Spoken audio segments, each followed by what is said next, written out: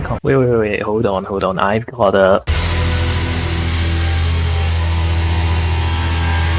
So, you may well be rather confused as to what's going on today. Who is this man? Why is he here? Where did the anime waifus go? Well, long story short, I've decided to shift my focus towards a new style of content, that being what you are currently watching on your screen. Shout out to that one guy watching this on the Nintendo Switch. Anyway, the whole play a tank, draw the tank, edit and upload the video cycle has been getting quite stale, as things tend to do after you've been repeatedly doing them for over a year. Your boy needs excitement for a stupid little attention span not to implode, and thus Hazel has a midlife crisis at the age of 1. But don't worry, all your anime waifu fans, of which I am told there are many amongst you, why else would you be here? As I don't intend to stop making these tank characters, I am going to keep drawing until I've run out of tanks to personify, the sun explodes, or I contract Ligma and perish, whichever comes first. Only changes that will no longer be my main focus, it'll largely be this style of video instead. Speaking of this style of video, what is brother about to yap about? Well, in essence, each of these videos intends to teach you guys a little bit about the development history of whatever tank I choose to talk about, how it performed, and how best to play it in the hit game War Thunder. I will try my best to speak truth and facts. I will not be spreading misinformation. How did this get in the slideshow? Well, anyway, I've wasted enough of your time explaining myself. Let's hand your time back to other Hazel. About the Conqueror, simultaneously a pioneer of many tank technologies relevant to this day, yet also a relic of the extinct concept of the heavy tank, and the result of a desperate push to kill the threat of a certain pike-nosed Soviet steel beast that had recently taken the world by storm. A high-tech cassette player might have ultra-high definition sound, USB 6 GHz Wi-Fi, whatever the hell else, but nobody cares because Spotify exists. Similarly, a heavy tank might have the world's first ever hunter-killer system, a coincidence rangefinder advanced fire control system, the lot, but still be irrelevant in the world of well-rounded, sensible main battle tanks. The heavy tank concept is now long dead, too bulky and cumbersome for modern warfare, and for little gain in protection of firepower, really, since NBTs can already handle everything. So why build a heavy tank like the Conqueror? Well, times seems to be quite different from what they are today, and at some point Britain really did need a tank with more armor and more gun than the Centurion at the time could handle. Ah yes, and they also had this big green frying pan to give them some extra motivation. As mentioned in the introduction, the FV214 Conqueror, at least in its final form, was born with one goal in mind: kill that damned IS-3. But really, the origins of the Conqueror can be traced a fair bit further back, to the A-45 program. In 1944, while the A-41 heavy cruiser tank project, which later became Centurion, was being worked on, a larger infantry tank was desired to mount a larger 20-pounder gun to weigh around 49 tons, to have thicker armor, and to share a good portion of its components with its smaller cousin. Thing went on for a while, before in 1946 being renamed the FV201 and given the new doctrine of Universal Tank, which would mean being able to be converted into a bunch of other helpful things such as SPGs, APCs, and the like. Now, it took them a while, but eventually the British realized you could, with relative ease, just stick the 20-pounder and better armor into the Centurion, and thus ended the life of A-45. It was kinda redundant at this point. Then the IS-3 showed up, and it forced the British to pull the FV201 back out from the dead to try to counter it. Well, actually, the IS-3 had been paraded through Berlin back in 1945, but I guess it just took Britain 4 years to react. Anyway, the IS-3 was quite a shock to the West with its incredibly thick armor and devastating 122mm gun, prompting Allied heavy tank designs to be created, namely the American T-43, which was later renamed M103, French AMX-50, and most relevantly to this video, the British FV214 Conqueror. Actually, speaking of those other two tanks, if you want me to make a video on the M103, type give M103 leg emoji in the comments, and if you want to see one on the AMX50 line, all of those variants, type give AMX50 nose emoji in the comments. So yes, FV201 was dragged out the grave, renamed yet again to FV214, and told to go and be better than the IS-3. To do this, it was given a new gun, the 120mm L1, a derivative of the American T-123 tank gun, which itself was a derivative of the T-53 tank gun, which itself was a derivative of the M1 anti-aircraft gun. Not to be confused with the M1, the M1, the M1, the M1, the M1, the M1, the M1, the M1, the M1, or the M1. On a side note, the M1 AA gun was nicknamed the Stratosphere gun for its high maximum altitude and muzzle velocity, which is a pretty cool name if I do say so myself. Anyway, this L1 differed from the M58, the new production version of the T-53 put in the M103. Are you getting confused yet with these American names? So am I. Largely in the ammunition it fired. I'll get back to this in the gameplay guide portion of the video, but just know that it's a very powerful gun, yes. It's also worth noting that this gun was also fitted into the Centurion in a genuinely ugly box turret. We have to blame Oster Aircraft Limited for this creation, the FV4004 Conway.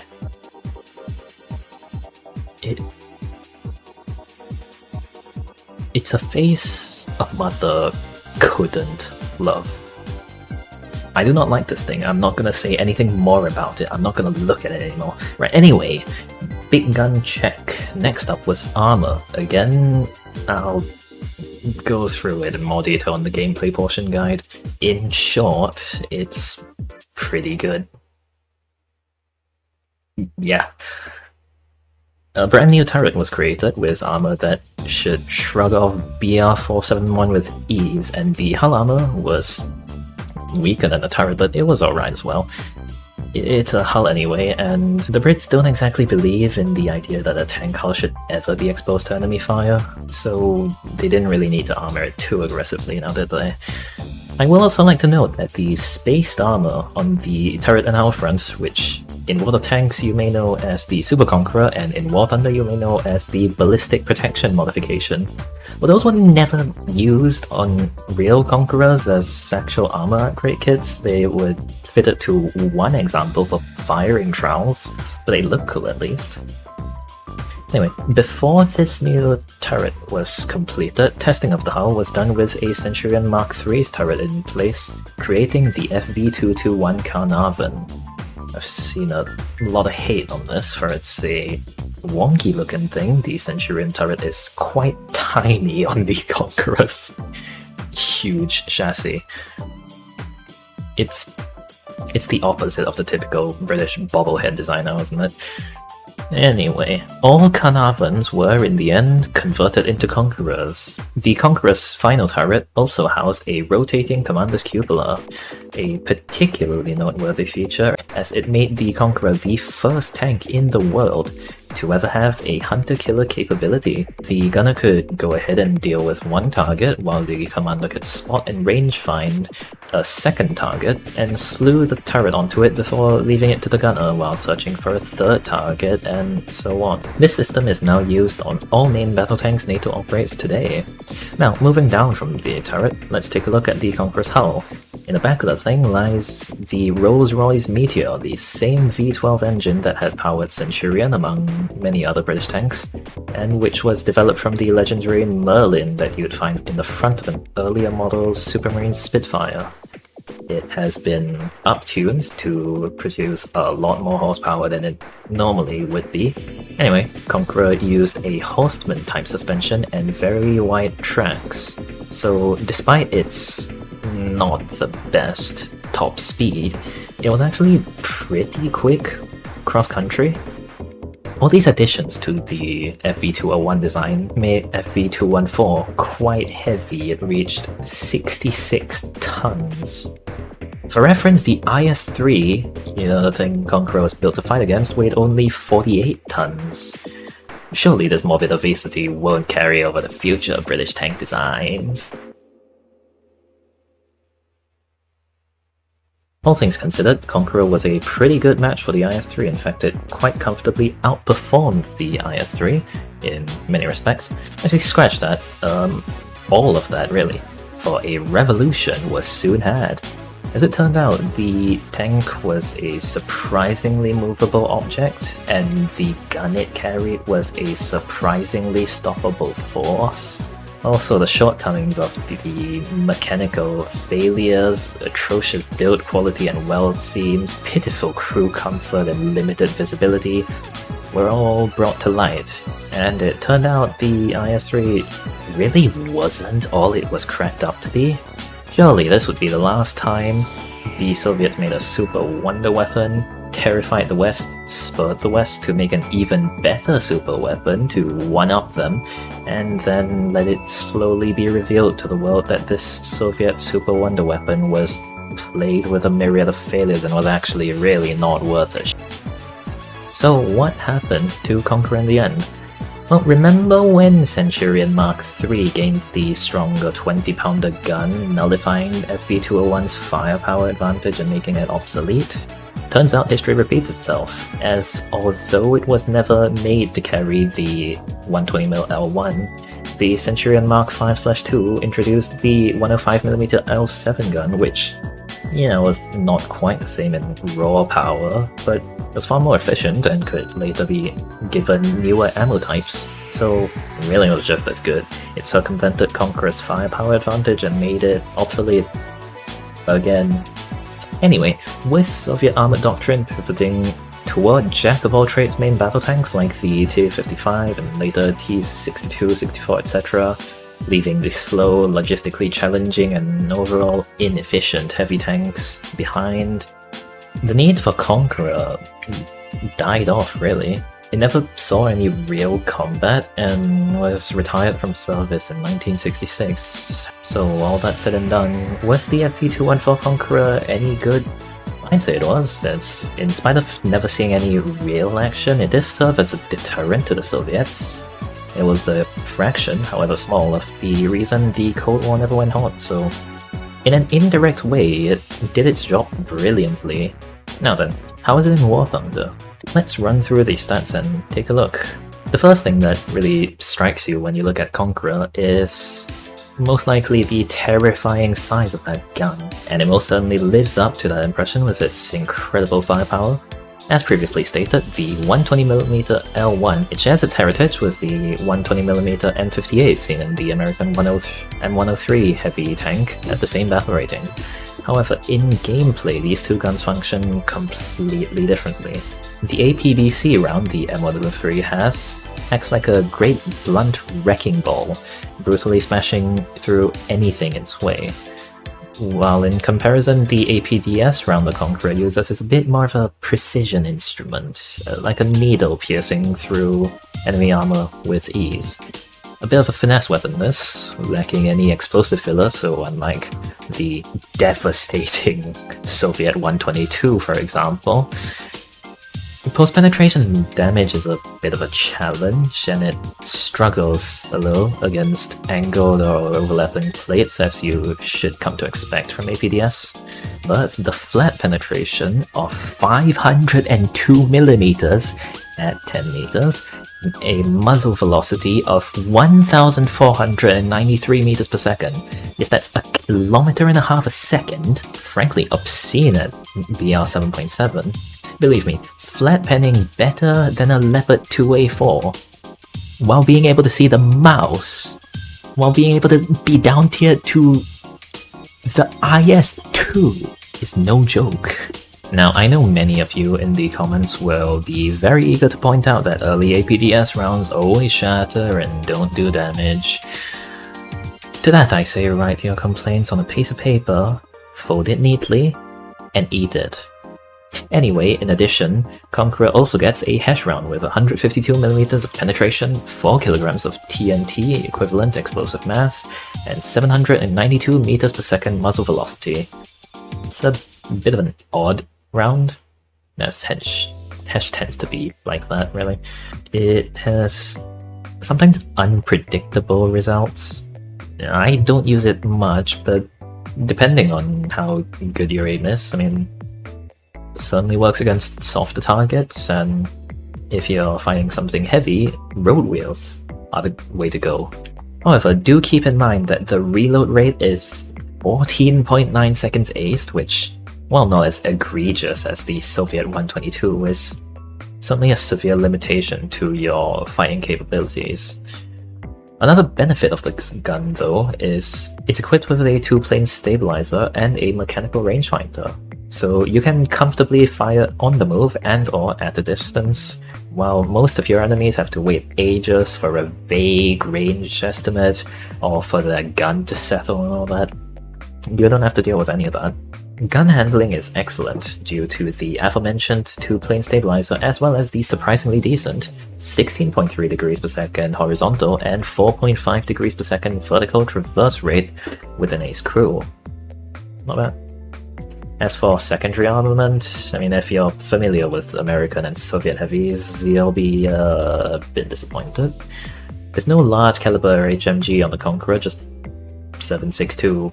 They are not very good compared to an M2 Browning or a Dishka, or even an MG3 if you're German, but I mean, they're machine guns, it's no big deal. Next up is armor, and Conqueror comes with a whole lot of that. I shall not bore you with the exact armor thicknesses and the angles. I don't think anyone actually properly absorbs those from these sorts of videos. I don't. All you really have to know is that, yeah, it's got a mix of variable thickness casting, good sloping, and volumetric. Make the turret protection quite good for most users. Oh, however, you will have to note the Commander's Cupola can, as is to be expected from any cupola in the game really, be a weak spot that enemies can exploit, though it does sometimes surprise, tanking a few shots that it really shouldn't be able to. Hull armor isn't anything spectacular, the upper front plate does its job alright, but the lower front plate is a weakness you best hide behind debris, terrain, or as I recently discovered you can do, a friend in a Strv 103 who may be willing to perform this cursed looking but nigh unstoppable formation. A ballistic protection kit comprising some steel plate spaced from the main armor on a steel frame. It's a modification that, first of all, looks really cool, and more importantly for this video, it can also add some extra resistance against certain heat and heat FS shells. Oh, but it doesn't appear to help much against overpressure such as the T-58's Hesh, which will overpressure into the hull roof no matter what. So yeah, keep in mind, do not frontally engage a T-58, I learned that the hard way. Now, all that armor and that gun makes the Conqueror rather heavy, so surely it's a slow vehicle, yes?